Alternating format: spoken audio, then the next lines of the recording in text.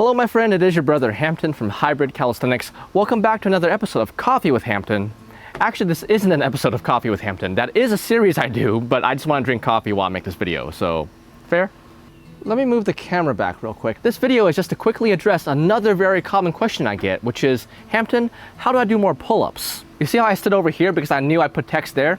See, I am learning, slowly. So a couple of weeks ago, I made a video called How to Do More Push-Ups, and it seemed to help some people, but they had a natural follow-up question, which is, will this also work on pull-ups? Will this philosophy also translate to doing pull-ups? And the answer is yes, kind of. The pull-up by nature is more difficult than the push-up, so the numbers I used in that video will be a little bit different than the ones I'll use in this video. If you haven't seen the video, I'll link it down below. I might put something up here. The reason I mention it here is because I cover a lot of general information in that video on how to progress in any exercise. So I'll try to keep this video a little bit different. I don't want to repeat the same information for every exercise there is in existence. There will be some overlap of information, but this video is really meant as a sequel to that video. So very similarly to push-ups, the best way to increase your pull-ups number depends on what stage you're at.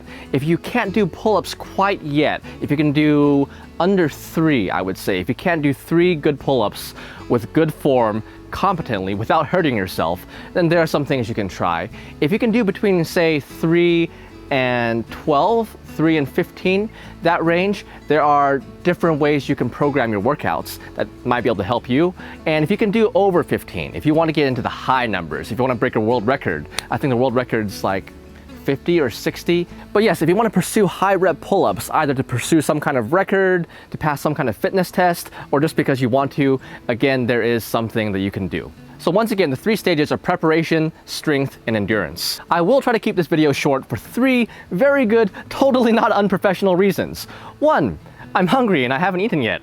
2, the sun is about to set in about an hour, so we're on a time limit. And 3, your time is valuable and I want to respect it, so I don't want to draw out the video any longer than it has to be, like I'm doing right now.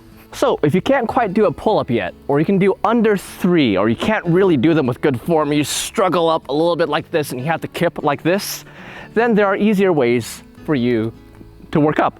You see, if you can't do a pull-up yet despite your best efforts, it ain't no thing. You can build up with easier variations. I've already made several videos on how to build up the pull-ups, so I won't spend too much time rehashing the same information. But basically, if you can find a stable table or railing, or use gym rings like I am, you can slowly work your way down until you can do a pull-up. An important thing I'll mention here is to take your time on the earlier variations. Some people seem to think that you only get stronger or you're only getting fitter after you can do regular pull-ups. But no, these easier variations are also working you. You're also getting stronger, you're also building endurance, and you're also building muscle. You may also want to try these easier variations if you can do regular pull-ups, but they hurt your joints. These easier variations can build you up.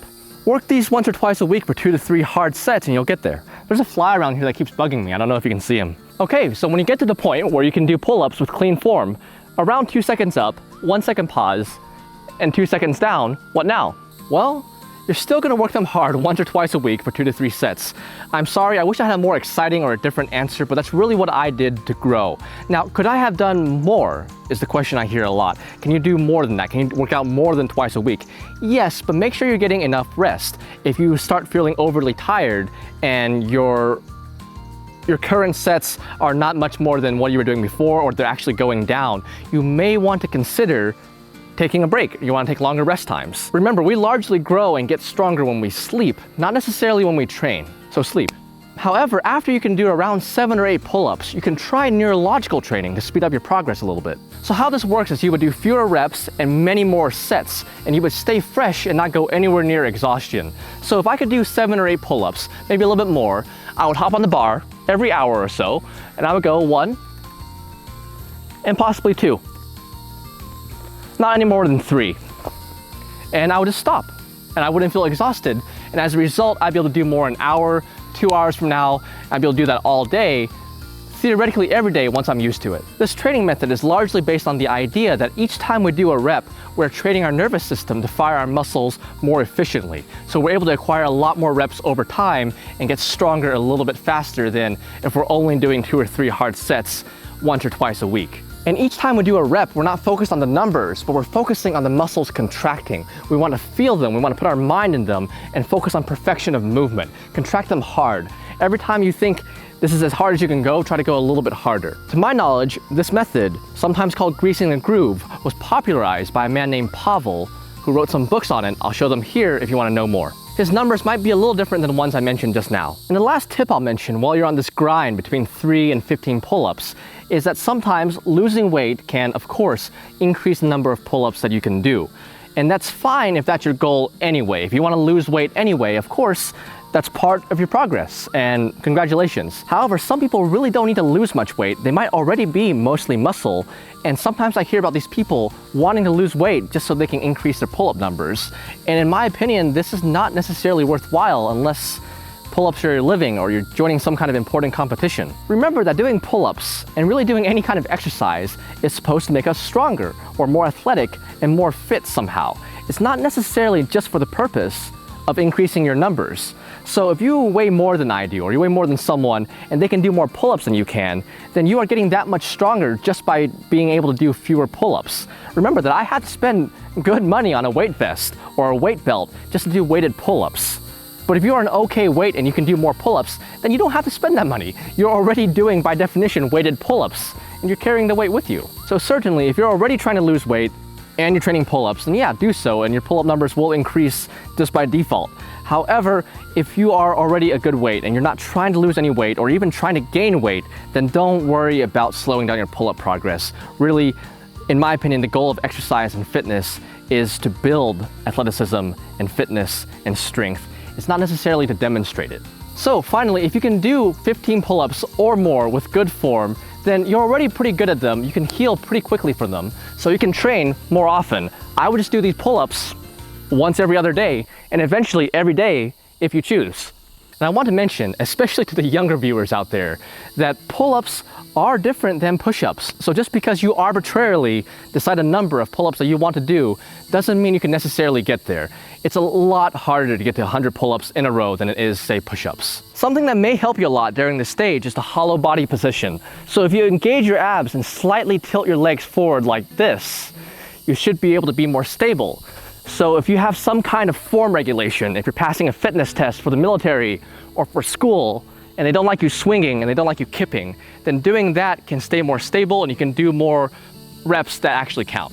And I should mention that if you're at this stage where you can do more than 15 pull-ups, then another thing you may want to try to increase the number of pull-ups that you can do, but still increase your strength and still gain muscle, is simply to do harder pull-up variations or try weighted pull-ups. This should intuitively make sense because if you can build up to 15 pull-ups with 50 pounds strapped to you, then you should be able to do quite a bit more than that with no weight. And one more thing I'll talk about before I sign off is an isometric warm-up that you can do to increase the number of pull-ups that you can do per set, regardless of what stage you're at. The way I do it is not perfect, you'll see what I mean in a second, but it's very simple and effective, and all you need is a tree. That's a comment I sometimes get is, wow, Hampton, watching your videos, I had no idea trees were so important. I'm like, yeah, they're very useful for exercise. They also produce the air we breathe and stuff, or something, whatever, right? So, one hand here, one hand above. You want to push with your top arm and you want to pull with your bottom, like this. You can't really see what's happening, but pull and push as hard as you safely can. And hold that for about 6 seconds. You can use a timer on your phone, you can use a metronome app. And as soon as those 6 seconds are over, reverse. Pull with the top and push with the bottom. You can try different angles if you like. After you're done with that, you can rest for a few minutes and then try it with reversed arms. Other arm on top, other arm on bottom. Like this, push and pull. And then reverse. After you do that, give yourself a little break. Rest for 5 to 10 minutes before you do your actual work sets. And you should notice that you'll be able to do more pull-ups because you've warmed up. Now, as I mentioned, the way I do it is not perfect. It's not ideal. Ideally, you'd find something that replicates your pull-up motion almost exactly. Maybe you could get a pull-up bar here and find some way to tie yourself down, maybe with a spring attached to the ground, or maybe the pull-up bar could be springy. If you have a better idea or a better setup, please comment below. I'd love to see it. Anyway, I hope that helps. Try it out and let me know what you think. If you have any questions, any better ideas, any issues with the video, please comment that below. I'm very happy to answer.